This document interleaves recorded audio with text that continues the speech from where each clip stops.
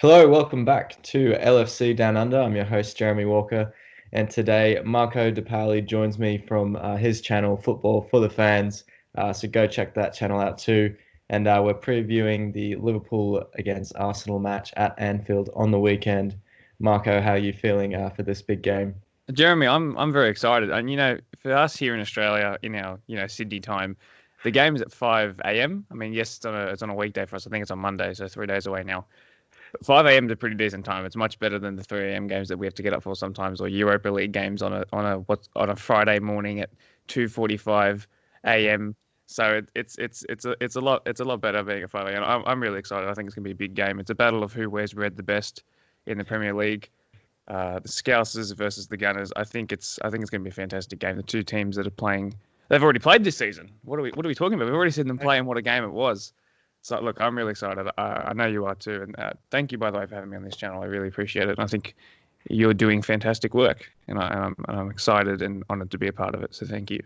Great, awesome. Yeah, no, it's good to collab. First collab video so far, so hopefully more to come. But yeah, Arsenal last time out beating Liverpool in the Community Shield, so maybe a bit of revenge planned at Anfield on the weekend. But we'll go to Arsenal's last game.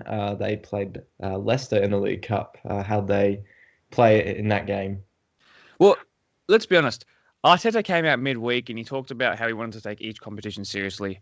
He included the Carabao Cup in that, and so he basically said, "I'm taking all competitions seriously. The Carabao Cup that counts." So when you look at the starting lineups, I think there was a clear difference in intent from Rodgers compared to Arteta.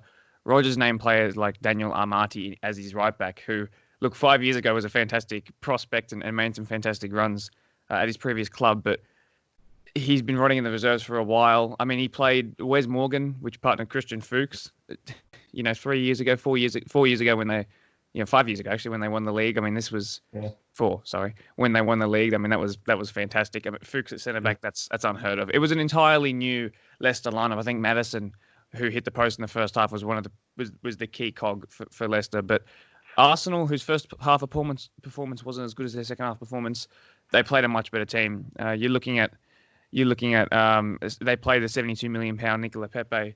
They had Leno in goal. They had Kolasinac in goal. Sorry, in goal. They had Kolasinac, Louise, and holding in defence.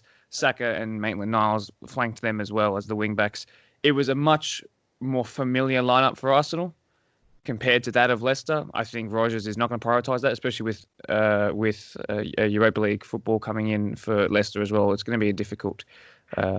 Champions League football for them. I'm confused. I got Europa League. So it's gonna be difficult for them this season. I think they have their squad stretched. So the Carabao Cup wasn't of much importance for Arsenal. It was.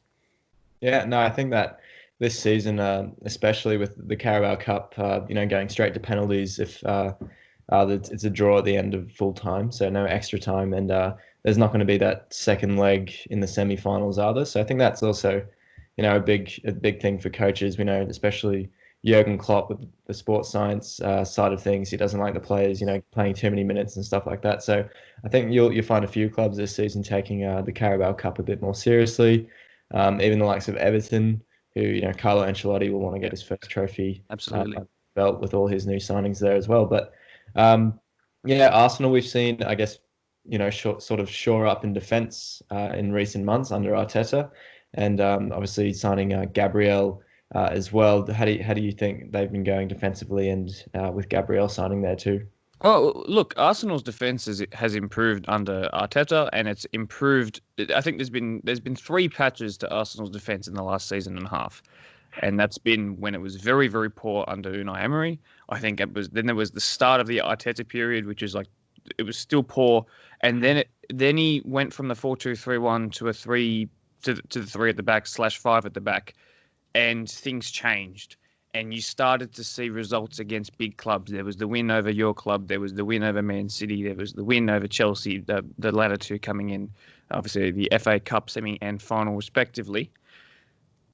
What we're seeing now with the addition of the young Saliba, or him returning on loan, I should say, and now Gabriel Magalhaes coming in, is that there's intent behind Arsenal's recruitment. There's an intent to improve Arsenal's defence. They've only conceded 2 goals in the 4 games so far this season. If you count that Community Shield win, I mean they conceded 1 goal from 2 games against Man City and Chelsea in the final 2 games of the FA Cup, which they went on, of course, to win. It's an improved defence. Yes, they parked the bus definitely against Man City, but also against Chelsea in the final. But what we're seeing is that there are names that are appearing in Arsenal's defence that are becoming like fan favourites at the moment for Arsenal. You're seeing the likes of Kieran Tierney becoming a fan favourite. Bellerin, yes, I'd say he's lost some of his pace, but I think what he's made with that ACL tear and a couple of other injuries is that he's made up his game in other elements. I think his stamina is really good. Maybe even it's improved. He's much better going up and down both ends of the pitch. Of course, he was once a winger back in his Barcelona youth days, I do believe. You've got the likes of 2 wing-backs that are coming back to help out the back 3, Bellerin, Saka, Maitland-Niles, Cedric, even Tierney and Kolasinac, who are playing more as a centre-half these days in that back 3. But you've got ability going forward and back in all of those guys. Saka with his numerous assists last season. Maitland-Niles has proven to be one of the best utility players in the league. And personally, I think Arsenal's lucky they didn't let him go at the start of the transfer window. I think the reason why they're doing much better is because they've got numbers back. I think David Luiz, who is someone who unites teams wherever he goes to, he needs to be in a back 3. We saw what it's like when he is he has errors in his game. I think Arteta's done well since that Man City game, the first one back from lockdown. I think he's really shut. Actually, no, forgive me, Tottenham. Tottenham was a bit.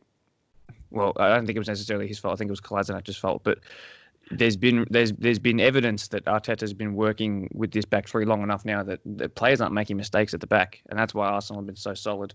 I do think the likes of Mustafi returning from injury could be really good as well. I think he's actually been copping too much flack on the internet because there was that one moment against Harry Kane where he preempted a slide-in tackle and just he got embarrassed. Let's be honest. But I think Arsenal have a lot of strength in numbers and defence. I think their best lineup is probably Gabriel, the new guy, who is a presence going forward. He's definitely a presence. Really great at tackling. So at the moment, Gabriel, Luiz, David Luiz, that is, and Holding. I would like to see Saliba come to the side. I think he is a bit young. He's been playing under 23s games.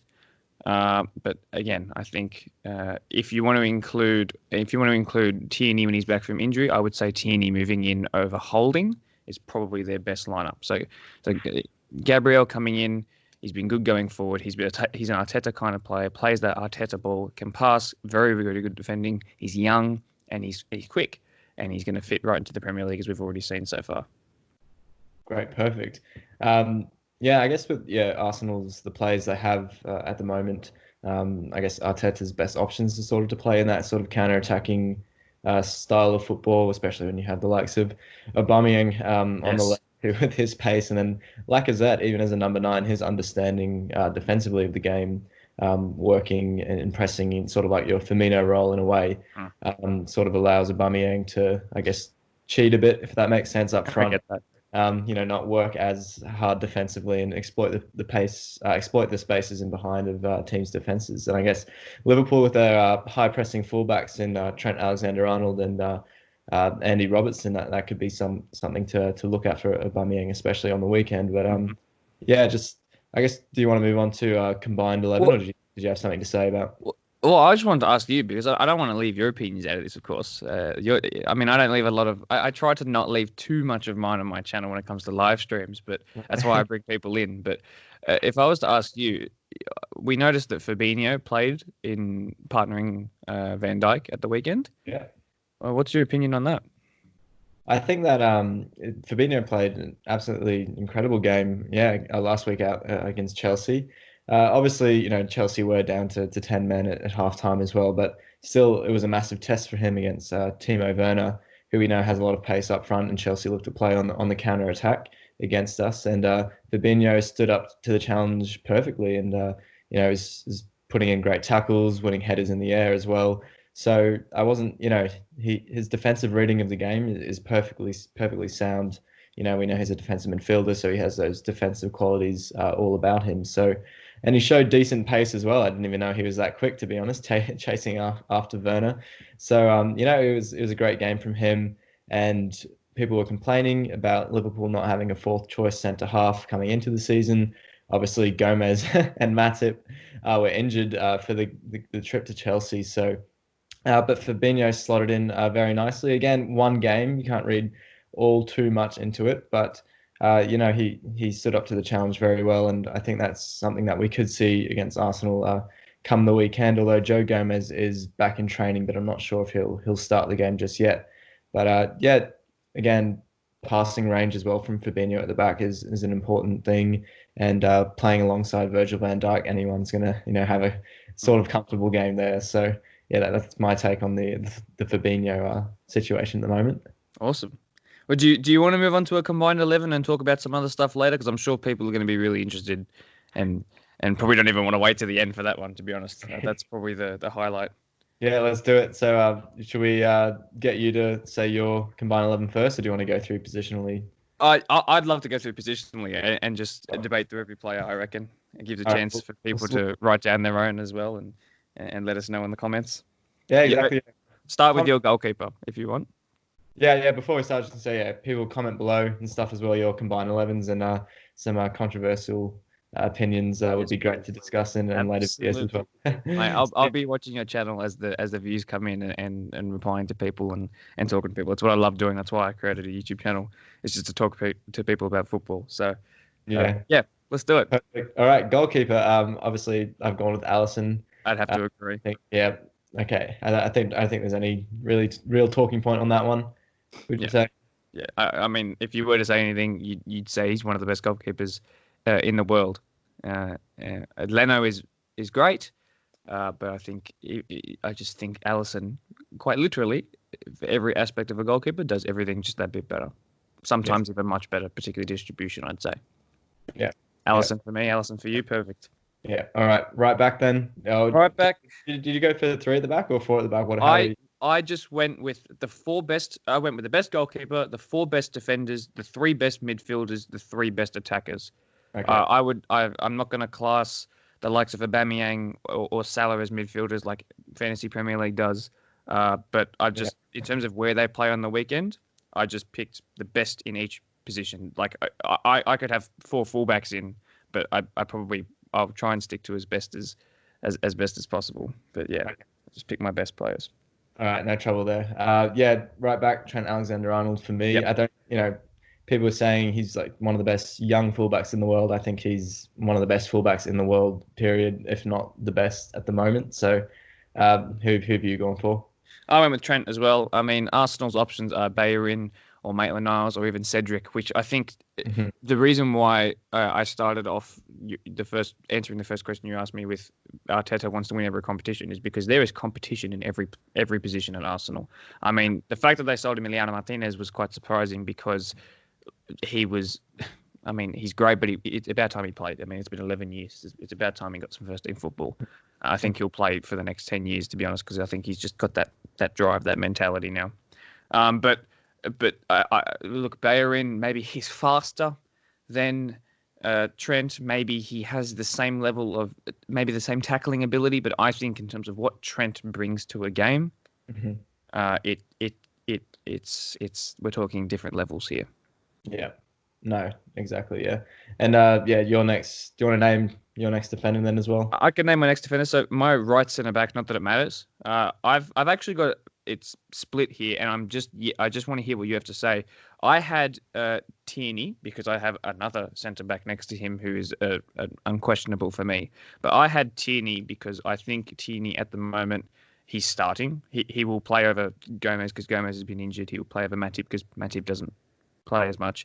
But I also put a slash and I said Fabinho because if Fabinho was to play there this weekend, judging from what I saw against Chelsea, and Mhm. from the fact that I've always thought that sending defensive midfielders, some of them, particularly if they're defensive minded and have the build for it, can always slot into to a centre half position. I think Fabinho would actually partner someone who happens to be Dutch, who I have as my next centre back. So if I had to go with who I think will play there, like I think Tierney, if he comes back into the squad, I think he's been training. I would put him as my centre back. But if not, honestly I think the best two centre backs are both from Liverpool, and one of them's Fabinho. Yeah, you said it perfectly. I've gone for the exact same thing, honestly. I was trying to make a case for an Arsenal defender just so I don't look so biased Yeah. on the show. So I put a slash between Tierney, who I think has performed quite Oh, well for really? Arsenal. So I just had to try and throw an Arsenal player in the back four, but it was hard work there. But yeah, no, Virgil and exactly what I saw from Fabinho on the weekend. Even though he may not be, I get pleased, he's still quite quick, but he sort of has, that knowledge defensively and reads the game so well that we saw, the likes of, you can say John Terry, who wasn't necessarily blessed with the greatest pace in the world, but they just have that defensive mind to know exactly how to read the play and stuff. So I think Fabinho has that. That's the reason I've gone with him next to Virgil van Dijk, who there's absolutely no questions there. Probably the most solidified answer in this entire 11, I would say. Yeah, no, exactly. So last defender then, Andy Robertson, again, one of the Liverpool's high-flying fullbacks. We're always looking to create out wide through Trent and Robbo down the left and right. And for me, no question there, one of the best fullbacks in the world currently. Yeah, I'd probably say he's if not top 3, top 2, and if not first place. It's been a shame not to see Davies start the first couple of games of the season, but I think Davies is certainly up there. Not that FIFA rates him, which was a bit of a shame. But I did actually watch something the other day. I can't remember exactly how they measured it, but Robertson has actually been caught out defensively more recently than Trent, not just at the start of the season. I think it's towards the back end of last season as well. But even saying that, I think Robertson and Trent, what they both bring to this game, and what the entire Liverpool back four, whatever it looks like, it is better than Arsenal's. Let's be honest. Even though Arsenal's got the better of them recently, scored more, conceded less, I think Liverpool's defense is one of the best in the world. Yeah, no, yeah, the defense, although Chelsea 10 men in the second half, we still performed solidly there, and that's something that we needed to go out and do, especially after that Leeds game, which gave a few talking points in terms of our defense. We can see those 3 goals, and you're mentioning Robertson before getting caught out defensively, and he was, especially against Leeds. And Leeds sort of, when Phillips, their defensive mid, was picking up the ball against us, and the goalkeeper, I've forgotten his name, but the goalkeeper for Leeds, when he had goal kicks and the ball in his hands, they put 5 players sort of across our back four to occupy that space, and then give our defensive mids and Fabinho, when he came on in the second half, and Henderson, give them something to think about. And do they drop off? Do they go forward? How do they work that space? So that's how Leeds sort of pressed us and gave us things to think about. And that's when Robertson was getting caught out going forward, and then Leeds had space to exploit in behind, and they had those I mentioned the 5 across our back four. They had players pressing up high and really gave us a game. So I guess we'll talk about that a bit later and how Arsenal could exploit us. But we'll move on to the central midfield area. Your first midfield pick. Look, I hate to be so. Bias is totally the wrong word. I'm in no means am I a Liverpool fan, but my midfield 3, again, I picked the best 3 midfielders. I haven't gone for like the best 11. I've gone for the best 3, and it's very Liverpool oriented. In fact, I have another dash here in case Fabinho plays in midfield, or we can as a midfielder. Right. And again, it's still 4 out of my 3 midfielders are all Liverpool players, which maybe makes this a little bit more difficult to talk about. But my first choice was Henderson straight in, because I think he would bring something to a lot of teams, not just on the pitch, off the pitch. I think he gets a lot of hate. I think he also gets a little too much support, in terms of some people were destining him as the second coming of Christ. I don't think so. But I think what he does to a team is actually immeasurable. There isn't a stat for it. There isn't a Robertson gets caught out more than Trent one more time in 90 minutes. That's not a thing. I think what Henderson brings to a team is fantastic, and his footballing ability has come in leaps and bounds. And I mean, I've got to congratulate the guy. Not that he's going to watch this today. I'm sure he'll watch it tomorrow when he's previewing the match himself. I'm sure they'll use our tactical analysis to both the teams to actually they'll actually show this video to the players. They will. pre-match in the Of changing course, room. I mean, Love it, Jurgen. if they don't, like it's going to be a terrible game. Like Yeah. objectively, that's what's wrong. But yeah, Henderson's my first midfielder. Yeah. No, yeah, Football Writers Association Player of the Year as well. I think he has to be in there. Question marks over whether he'll start on the weekend. Obviously picking up a little thigh injury against Chelsea coming off at half time. But yeah, you Do you reckon mentioned he'll it. play? Sorry to interrupt you. Do you reckon he'll play? I'm not 100% sure if he's even back in training just yet. So No. I don't think Okay. he's starting against Arsenal on the weekend. So Okay. Well, then I've definitely got a replacement for him. I've just got him sitting here. all So right. we'll talk about it in a sec, I'm sure. Sure. But yeah, if we're talking about, players who are fit now, then Henderson can't be included in that side. So my first midfield pick, obviously Thiago Alcantara, Liverpool's new Spanish signing. Yeah, great, world-class midfielder. Just absolutely, incredible on the ball. His first touch, his passing range. And I think if you're picking, the best midfielders from both sides, I think he's probably top of that list. I'm sure you have him in your Yeah. pick as well. Yeah. I had him actually slashed with my next midfielder, which was Fabinho as well, because I didn't know if he was playing where. Whoever else was injured. I totally forgot that Henderson was injured. My apologies. No, no. That's on me. But so far for me, then, if we're going to talk about a second midfielder, because I would just be saying exactly what you did about Thiago. Thiago is one of the best players in the world at the moment. Definitely one of the best midfielders in the world at the moment. So for me, it's currently, if he doesn't play defense, it's Thiago and Fabinho. Okay. That's those are it's just that's just an incredible midfield. It is. I mean, those two alone. Like if you think about the way Arsenal play in their three at the back formation, four in midfield, three up top. You're talking about two number eights playing for Arsenal and centre midfield. If you've got Fabinho and Thiago, you've got midfielders that are top not state of the art, like world class for doing attacking for attacking and defending. Like that is it. We haven't even mentioned Liverpool's third midfielder, and we're already talking about how good, Yeah. 2/3 of it is. It's that good. It's that good. But I think the reason why this game is going to be so exciting is because even though we haven't named an Arsenal player yet, Arsenal are not out of this game, and there's only a couple of reasons for that. It has to do with someone who just recently signed a contract, but I mean this Liverpool team is looking frightening. Yeah, no, yeah. I'm just absolutely made up with the Thiago signing. It just adds. Our midfield was, it's strong before that. People were complaining about the creativity a bit, so Thiago coming in adds that and sort of, perfectly gives Klopp the perfect, I guess, conundrum in making decisions in terms of that midfield. I mean, it's a nice problem to have, all these players, all these, world-class players to choose from. So, yeah, I think. I'm not sure if we'll maybe even see the 4-2-3-1 this season from Liverpool if you Okay. Fabinho and Thiago in those defensive midfield roles, which would be I guess maybe impenetrable at times. Their ability to retain possession of the ball too, it would be frightening as you mentioned.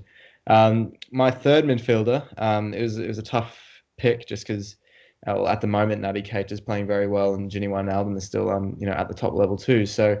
It was a pick between those two with Henderson out of the equation, obviously. So I've gone for Gini Wijnaldum though. Part of our title-winning midfield with Henderson, Wijnaldum, and Fabinho. So I had to have him in. Sort of similar to Thiago in a way, where just he barely loses the ball. He's so good at retaining possession, and when we don't have the ball as well, he works ever so hard defensively as well. Just never runs out of steam. He's so physically fit and capable in terms of defensive capabilities as well.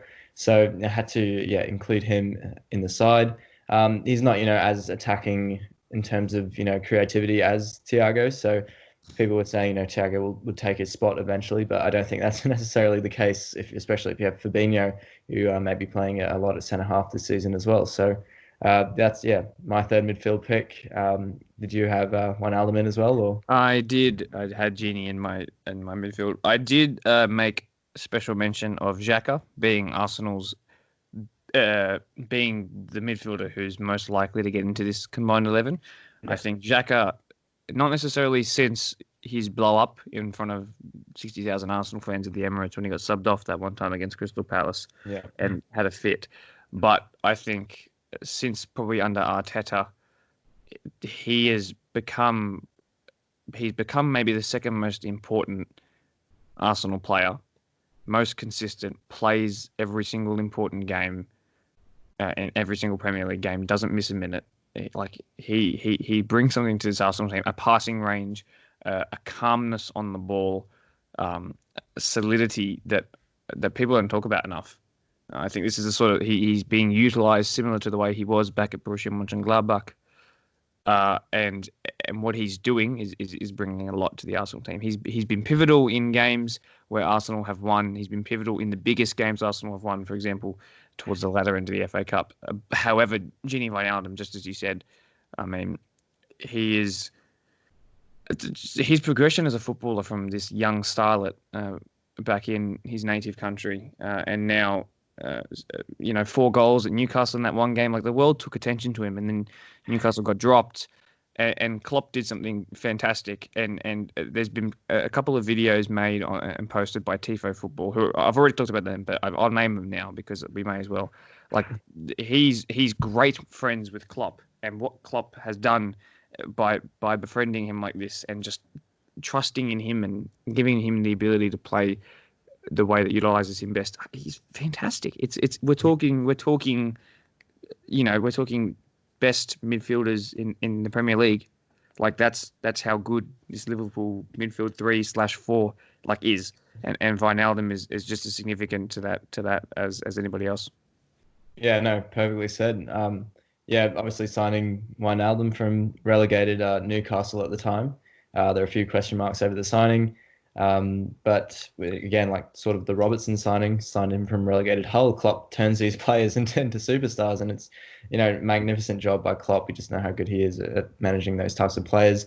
And yeah, Wijnaldum started out as is almost a centre forward position on the left wing. He was played at Newcastle, and Klopp's absolutely transformed his game into using the best of his Wijnaldum's abilities on the pitch. So absolutely made up with Gini Wijnaldum, and he's turned into such a great midfielder, one of the best in the Premier League, as you mentioned before. So it's hard to keep him out of the side. You mentioned Granit Xhaka as well. It was hard to put an Arsenal player in the midfield again, just because I tried to, but Granit Xhaka, I think after the situation that against Crystal Palace in front of all those 60,000 Arsenal supporters wasn't great, but I guess that's sort of a turning point for him as well in terms of trying to shore up his game and taking a solid look at the mirror. He's really improved defensively. So questions were raised before. Was he good enough defensively for Arsenal? And he wasn't tracking back. There's lots of videos posted about him. His work rate defensively wasn't up to scratch, but I think he's turned that around greatly. And all those pundits in the media haven't heard anything about Xhaka's poor defensive game so far. And I think he's answered the critics in that sense as well. And when I watch him play, he has that ability to dictate Arsenal's play as well in the midfield and really set the tempo. Sort of like Thiago would for Liverpool. So I think that, going forward, Xhaka, he's a leader as well in that Arsenal dressing room, despite, what happened against Crystal Palace. And it was, I was listening to the Aubameyang interview that just happened, pre-match media stuff. And, he was saying, even though Aubameyang is the captain, he's not going to be sort of the one who's, barking orders and all the rest of that. So, there's people in the dressing room at Arsenal's, like your Xhaka, like your David Luiz, who are going to, be a bit more vocal and lead the team in that sense as well, especially with a lot of youngsters in that Arsenal dressing room, and Nketiah, Martinelli, those sorts of players. So still think Xhaka's, an integral figure in that Arsenal team. Yeah, and we say all these things, and all the players have said how much of a captain, how much of a good player he was in training, and now this is his best form. We don't hear anything negative, but we say all these things, and again, let's be honest, he doesn't look. I wouldn't say it's not anywhere near as close as any of what Liverpool's midfielders are, but there's still daylight in between Liverpool's midfield and the best that Arsenal can offer. Again, I don't think that doesn't mean Arsenal can compete in this game at all. No. But, they've got the better record over them since Arteta came in. But Mhm. In terms of the actual players on paper and what we've seen in every other game besides the fixture between these two, the back four, the goalkeeper, and the midfield of Liverpool it's all them so far. Yeah. And I think, going across all the teams in the league, it would be hard for, players to make it into the Liverpool squad. I'm not trying to say that because I'm a Liverpool supporter, but just because, making the case for not adding Arsenal players in this team. But we'll move on to the front players then. You mentioned, there's going to be an Arsenal player getting into this front three at least. It's we both have Pierre-Emerick Aubameyang in our front three. Yep. Do you want to add anything on Look, him? Yeah. I think the most difficult thing is, even though I mentioned to you about putting in just the three best players, I kind of regret that in a way because I've got someone at striker who wouldn't usually be playing at striker. The issue that we have, I think, is who starts on the left wing in this team. Right. Aubameyang actually plays his best in terms of goal output, assist output from the left. We've seen identical goals happen in the last couple of games, including the back end of last season, where crosses have come in, switched from one side to the other, and found Aubameyang, and he scored, cutting in onto his right foot. It's actually becoming ridiculous how often he's doing it. Like I wouldn't say he's got a one-dimensional by any stretch of the imagination, but it's happening so often, and teams still can't stop him. He'll go on to, now that he's solidified with a new 3-year contract, plenty of money on that 3-year contract, but he'll be at his happiest right now. Arsenal are playing their best since he came in a couple of years ago. There's no reason for him not to be at his happiest at the moment, and when he's at his happiest, I think you'll find the football will be at its best, and that will follow him. And let's be honest, I think he's one of the best players in the league. Certainly one of the best strikers in the league. Maybe you could put a case forward for him being the best. I wouldn't say he is. I'm not going to start that debate. But in terms of absolutes in the front three, I think he has to be in there. No, definitely. You mentioned him, Arteta getting the best output from Aubameyang on the left wing, and we've seen, he's been, absolutely integral there for Arsenal this season and last season as well, starting there. Was his goal against on opening day against Fulham? Where you mentioned that ball out wide to him. Willian plays a fantastic diagonal pass for him. Touches is perfect right out of his feet, and he cuts in and scores that wonderful goal. So I think we'll see a lot from Arsenal, a lot from Aubameyang in terms of that this season. I was just thinking of Thierry Henry came to mind. He was centre forward striker, and when he was at Barcelona, he was moved out. When he was playing for Arsenal, he played a bit on the left wing as well. So maybe similarities drawn there. But yeah, it's just a fantastic, I guess, re-signing for Arsenal, getting his contract, re-signed, which is very important for them. And I think that has a chance to, insert himself as a club legend if he isn't already at the moment at Arsenal. So, definitely in my front three as well. Was it a shared top scorer last season for him? 22 for him and... No, not last season. That was season before. It was Ings. Ings got one more than him. I think he got 21 and Ings got 22. Yeah. No, sorry, not Ings. Vardy. Ings might have been on 21 as well. I think Vardy had 22. Sorry, and he was second place, whether it was equal or not. But yeah, equal second, I think. Yeah, I was thinking of the season before where Salah, Mane and Firmino, Mane and Aubameyang all shared the golden boot. But I think he mentioned in his interview as well pre-match that his first and foremost position is centre forward striker. But for the team, he'll play out on the left wing, and he's sort of even evolving and learning and becoming better as a player, even though he's 31 years of age. So, it's good to see those positive signs for him. And, definitely in my combined 11. But we'll move on to the last couple of players. You said you had someone that wouldn't usually play at striker. I'm keen to see what you... Well, look, I had to put in Mane there. Mm-hmm. I think the best three forwards at both of these two clubs are obvious, and I'm sure that we'll get to the right winger and we'll say the same thing as well. But the problem is, who do you put at striker? I mean, maybe you put Aubameyang at striker, but in terms of who's played on the left wing and who's played better, I would almost say the goals that Aubameyang has brought you would make him just as good as Mane. The only issue is that Mane has won everything, has been doing it has just come in leaps and bounds and has been has been so good. And some people will say he's better than the right winger who we're going to mention soon. But I just don't know who I'd put at striker. I think it should be Aubameyang then. But Mm-hmm.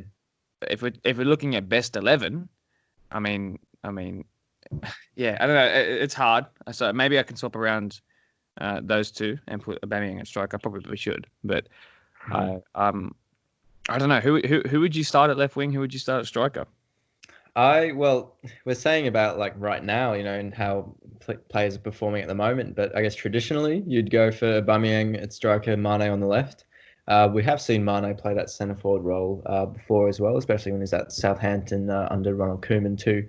Um, for me, I'd put Aubameyang at striker and Mane on the left, just because I think that's a bit more, I guess, familiarity. I guess Mane doesn't play as often at striker, whereas Aubameyang probably knows the striker role a bit better than Mane. But yeah, Sadio Mane was in my picks too, obviously with the right winger, who we're going to mention shortly as well.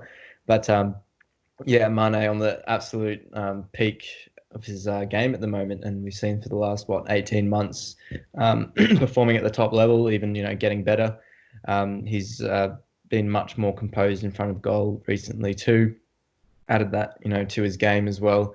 So he doesn't miss many chances anymore as well, which is going to be absolutely devastating for other teams to come up against. Sometimes we mentioned that Salah and Mane are a bit wasteful up front, but they're sort of putting that to bed a bit. So I think that Mane is one of the best players in the world at the moment. We said that about a few Liverpool players in the squad, but yeah, there's comparisons even drawn to John Barnes, who many people have him in their all-time Liverpool 11s, and people are saying that now Mane is even going to surpass John Barnes. So he's at that level at the moment. If he can keep that up for this season and the season after, he's going to be one of our all-time greats. He's in that territory at the moment, and we know his quality is just absolutely perfection at the moment. Almost his header against Chelsea last weekend.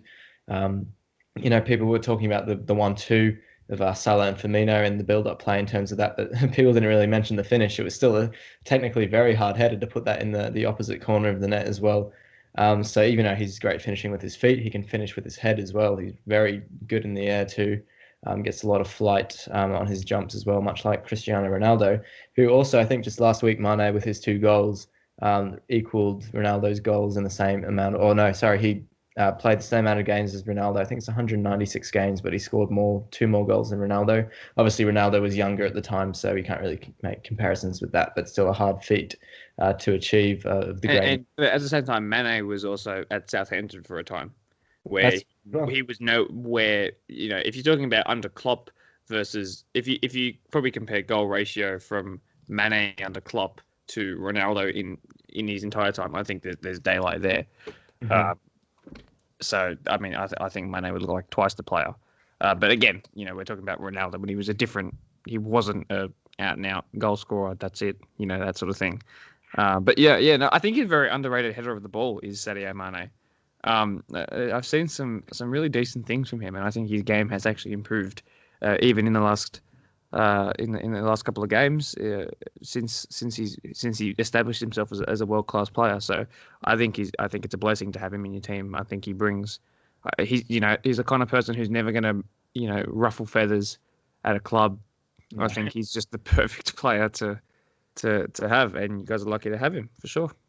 Yeah, no, definitely. He's well, there was rumors of him going to Real Madrid in the summer as well. Maybe in the future, he could want a different challenge and be up for that. But definitely for this season, hopefully next season as well. He's a Liverpool player, and we're all absolutely made up to have him in our team, definitely. Because not only is he a fantastic attacker, but pressing off the ball as well. He's absolutely integral to our pressing game as well. We saw the goal last weekend against Chelsea. He plays a bad pass for Firmino. And then, he's rearing to go to get the ball back. And when Kepa gets on the ball, he's, after him sprinting at 100% at him, and he gets a goal out of it as well. Obviously, it's a bad mistake from Kepa on his part, but you still have to reward Mane for his, desire to win the ball back. And I think he's probably, out of the front three, or, Firmino's great at pressing as well, but he's definitely, I think, better than Salah in terms of work rate. But yeah, talking about Salah, I'm sure that we both had him in our combined 11s as well. Yeah, it's hard to leave him out with his goal scoring ratio as well. I think that yeah, just you can't you can't leave him out. And recently, people last season were complaining that his link up play wasn't quite there, and this season he's added that to his game already. And I think that he's even improving at what is he reaching 28 years old now? So we saw against Leeds and against Chelsea, his link up play has become a bit more prevalent than it was last season. Don't get me wrong, he still produces, the numbers in terms of goals and assists, but in terms of team play, he's looked like he's, a bit more on the ball. His first touch is a bit sharper so far this season, and he's looking for that, killer pass in the final third, which he's making a bit more often so far in these two games, at least this season. I think the reason why people like to point out things about Salah and the issues in his game is because he's just that good. Mm-hmm. He came onto the scene. He burst onto the scene. He destroyed records everywhere, and people don't like that. Well, why would you? Well, if you're a player at your club, I mean, unless you're talking about Liverpool only records, like I don't know, fastest player to 3 goals, I don't know, something like that. But if you're talking the records that he broke in terms of all time Premier League, like, of course people don't like that, and people are going to try and bring you down. Yes, his goal output has dropped each season. He came back this season and started with a hat trick. I mean, you can't ask for any more. I mean, he's helped you guys win everything there is to win, literally everything there is to win. So I mean, unless you take away the Carabao Cup, I don't know. But Yeah. I mean, are you guys going to complain if you don't win that anyway? I think he's just people try to bring him down because they don't like him because he's been so good.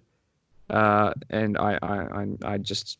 Well, that's just the football bias that you get, particularly on the internet. People are just easy to just say things that bring about that kind of reaction, that kind of hate towards players, which I've never been a fan of. But look, let's be honest, he's world class, has been for a couple of years now, several years now, and he absolutely makes this team. No, 100%. I was just going to go back onto what you said about those sort of people online who likes to give players a lot of stick, just because that's what people tend to do online these days and pick out players and pick out the bad parts of their game. And yeah, I guess in the League Cup for Liverpool, Nico Williams at right back, the youngster who's going to be Trent Alexander-Arnold's deputy.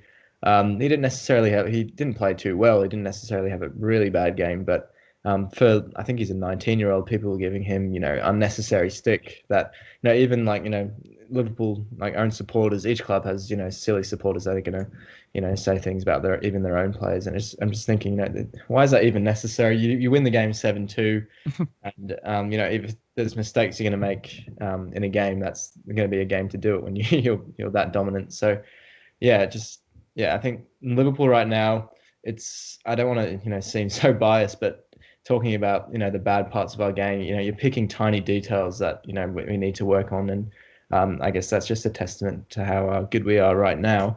But do we want to move on to, I guess, some score predictions or how we think we're going to line up on the weekend? Yeah, sure. So we'll start with I guess how Arsenal are going to look to line up. Back three, do you think, is a certainty? Yep. Particularly against such a high pressing, such a numbers forward, against you all the time Liverpool team. You need to have as many numbers back as you can. If you are going to bring Luiz back into the team, then you have to play with that back three. I think the lineup will be in terms of the defense will be Leno in goal. It'll be Magalhaes, Gabriel, I should say. It will be Luiz because he's played. However, he did just play the game against Leicester, so maybe he won't. If that's the case, it'll be Leno, Gabriel, Holding, and maybe I should have written this down, but I got a feeling it had to be Kolasinac, which is an issue. Mm-hmm. He'll play on the left of the three, Luiz in the middle, Holding on the right, but that's a massive point of exploitation there that Liverpool, I'm sure, will identify.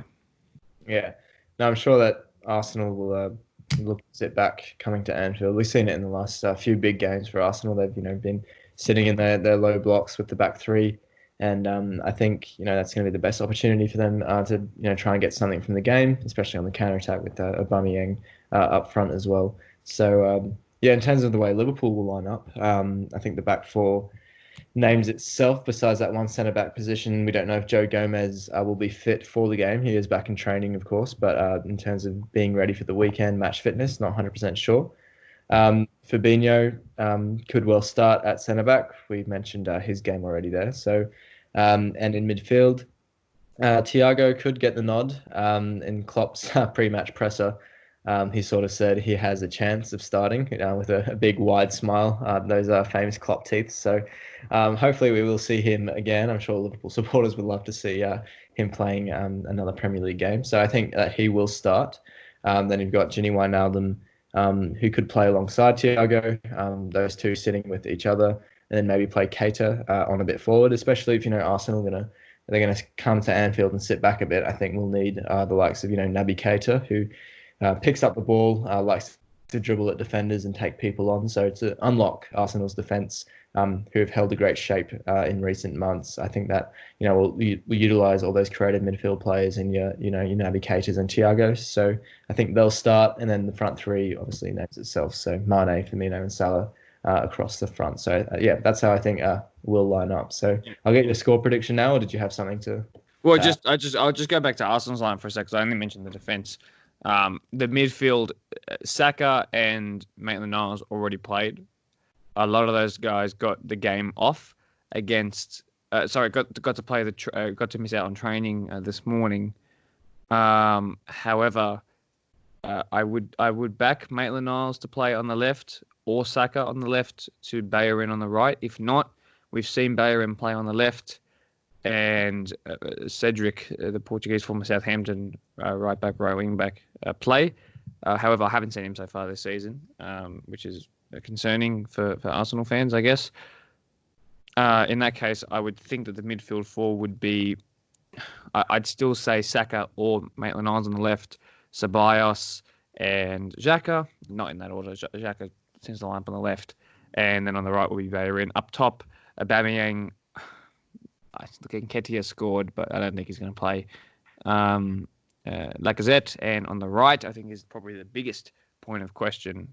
Do you play £72 million Pepe, who has looked brilliant in patches, or do you play Willian, who is proven, who is a serial winner, and who has started so well? I mean, I think it's going to be Willian because Pepe played the game against Leicester, so that's my lineup. No, perfect. I think Willian, fantastic pickup for Arsenal on a free as well.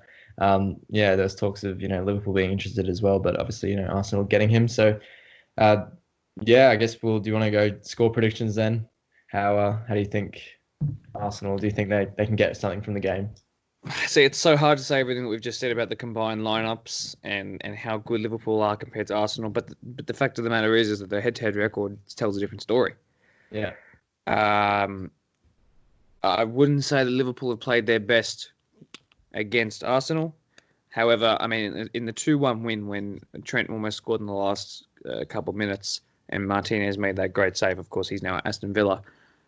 I mean, you guys played significantly better, but didn't come away with the result. I don't think you played at your best, because if you're at your best, you would have scored or been able to put away some of those chances that you had.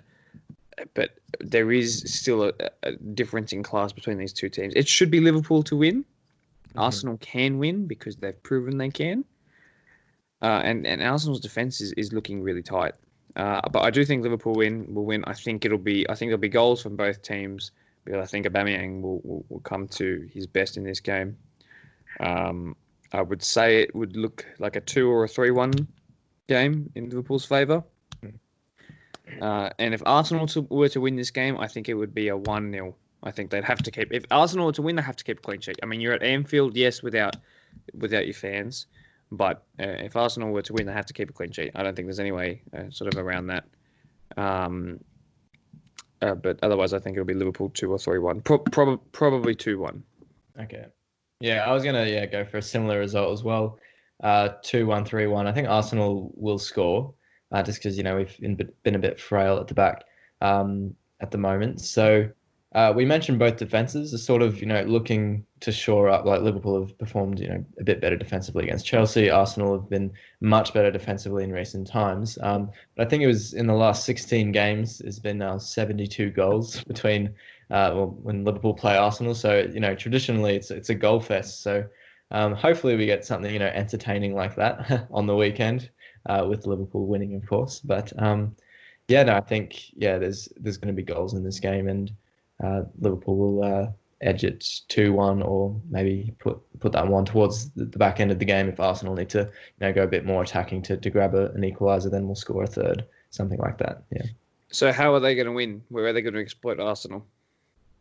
Well, as you mentioned before, if Kolasinac is playing, I think that the front three may end up pinning themselves on each centre back, something like that. We see Salah coming in on the inside and Mane as well, and then we usually get our width from our fullbacks in Trent and Robertson down the left and right. So I think that if that happens, then Thiago can also pick the ball up, because if you have Arsenal's back five, then they're going to be marking our main attacking threats in Robertson and Trent, and then the front three as well. So then that'll give Thiago a bit more space in midfield to pick up the ball, find the feet of Firmino, and break the lines of Arsenal's midfield there as well. So I think that if we can get Thiago on the ball and get the front three rotating with all their movement, and Thiago will be playing the ball into the front three. The front three will be rotating, playing 1-2s, and then trying to use the width out wide. And if those players are being marked out wide, then I think we have the quality in the midfield to find those passes and those balls in the final third that will just be hard for Arsenal to deal with, really. And the pace, even in sorry, excuse my voice a bit, but the even Mane can work in very little space. Firmino can work in very little space. Provide on the half turn, find something out of nothing. So even if Arsenal, they will set up defensively, I still think Liverpool will have enough quality to break those lines and find something with the front three. Yeah, and to be honest, Kolasinac is a liability. I don't think he's a centre back. I think the only way he can really flourish is in a back five. Mm-hmm. Or back three with the same thing, because I think there's cover for him there. But he's not even playing at the left wing back. He's now playing as the left centre back. I think he will play. I don't think there's any doubt around that. Just because they're lacking there at the moment. I mean, Callum Chambers is injured, but also doesn't play. Socrates is injured, but definitely doesn't play. So yeah. There's no doubt he'll be in there. If that's the case, I genuinely, defense wins you titles, and the longer he plays, the worse off Arsenal will be. They've started so well, they need to maintain it, but they need to get him out of the side. And honestly, it could be that one moment, that one player that makes a difference, and it might not be a positive, it might be a negative, and that negative is Kolasinac making a mistake. Not enough weight on a pass back, too much weight on a pass back like we saw against Spurs. Mm-hmm. It can happen. I don't think Liverpool have those mistakes necessarily in their game. Not in a big game like this. It just doesn't happen. They're not taking shots before, Man City. This is not last season when they've already won the game and they're drinking before the game. Like this is different. This is the start of a new season. So they're gonna come out hard, and they're gonna press the new boys. I mean, they'll have Gabriel in there as well. He's not going to be used to this high press coming at him. Fulham didn't test that. West Ham didn't test that. They're going to test him. They're going to put him under pressure. And then the other centre back that we're talking about is either Louise or Holding. Holding's not as quick. Holding's got experience, but who do you back in a 1v1 situation? Holding as the right centre back is not going to be able to. They're not going to be able to make up for the other two if things go pear-shaped. But particularly Kolasinac is just going to be that issue. If Arsenal are to do anything, you've got to find Aubameyang. Aubameyang has to play his best game. Aubameyang has to score every chance that comes his way. You cannot be wasteful against Liverpool. You won't get a second chance, and if they do, you better hope they score it. Yeah. So I think if anyone's going to score, it'll be Aubameyang. Cannot see Willian scoring this game. I don't think he's necessarily the greatest goal scorer in the world, but I watched some of the training footage, and there was a lot of cutting in and finishing. So cutting in from the flank and finishing on the not weak foot, but the inside foot into the far corner, like you do with the finesse shot every time on FIFA, right? That sort of thing. A bit of R1 circle action. Exactly. So, yeah, I mean, I think Aubameyang's going to have to be the difference for Arsenal. There's Mhm. 3, 4, 5 difference makers for Liverpool, and that's where they're going to make the difference. Yeah, no, perfectly said. I think, yeah, as you mentioned, the defense not necessarily tested in terms of teams pressing them. Arsenal a bit more, defensively minded under Arteta, or a bit more defensively aware, whatever you want to call it. But those teams, as you mentioned, Fulham, West Ham, they're not going to press you as much as Liverpool off the ball. So it's a big test for Arsenal's defense, especially Gabriel, who hasn't, necessarily experienced that before, especially in the big games as well. And yeah, as I sort of mentioned before, that Liverpool, even though Arsenal will sit back and make it hard defensively for them, they'll be able to, work in those tight spaces, which we've gotten better of.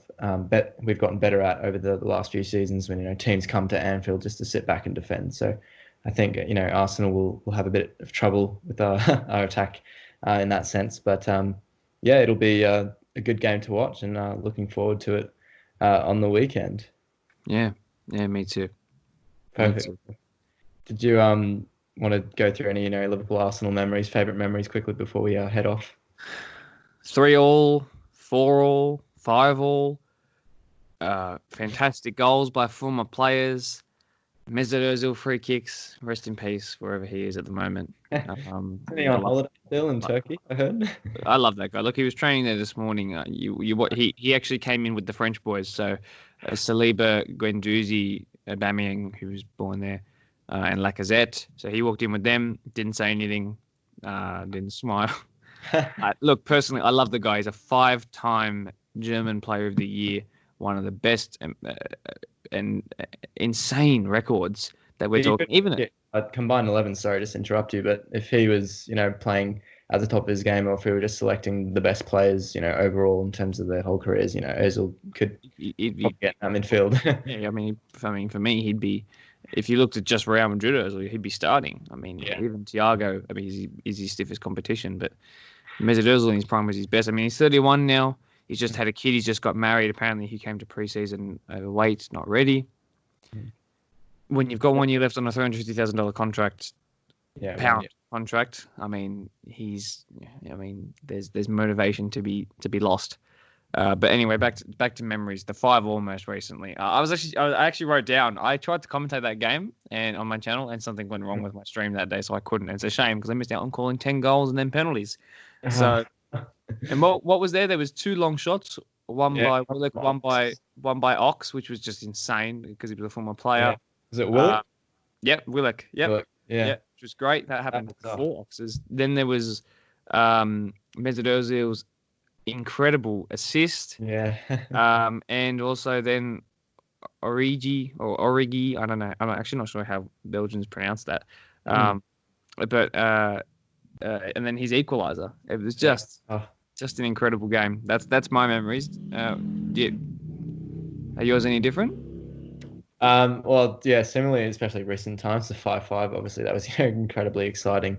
I guess not fond in the memory of myself, but there was that 4-all at Anfield where Arshavin scores 4 goals as well, and sort of raises the 4 fingers to the crowd as well to let them know.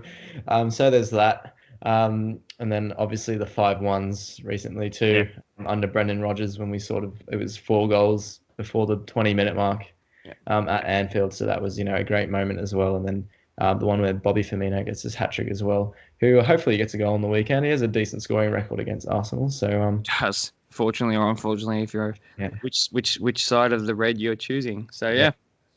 Is there anything else you wanna mention in this 1 hour, 1 minute, 13-second long? It's gone longer than I anticipated, but what I had noted down, I guess, if you had a bit to cover on Thomas Partey and Jorginho potentially, Yes.